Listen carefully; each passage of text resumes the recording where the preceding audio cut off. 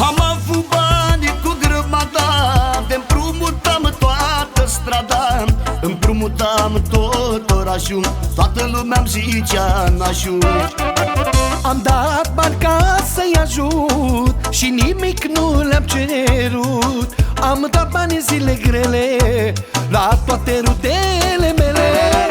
Dar la o vreme toți mă ocolesc, cred că nu mai am bani ca să-i mai cistesc. Că prietenii care i-am avut, eu i-am crescut frați, dar ei s-au vândut. Dar de la o vreme toți mă ocolesc, fiindcă nu mai am bani ca să-i mai cistesc. Că prietenii care i-am avut, eu i-am crezut frați, dar ei s-au vândut.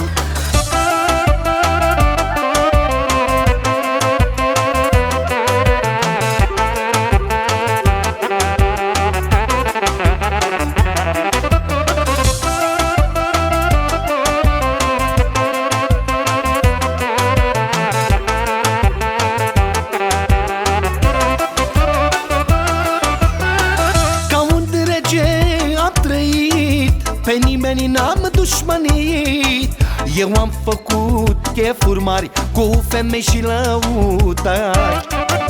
Însă e o vorbă mare, cine n-a avut bani mai are, că sunt născut cu noroc să fac bani când stau pe loc. Dar de la o vreme toți mă ocolesc, fiindcă nu mai am bani ca să-i mai cistesc. Că prietenii care i-am avut, eu i-am crezut frați, dar ei s-au vândut. Dar de la o vreme toți mă ocolesc, cred că nu mai am bani ca să-i mai cistesc. Că prietenii care i-am avut, eu i-am crezut frați, dar ei s-au vândut.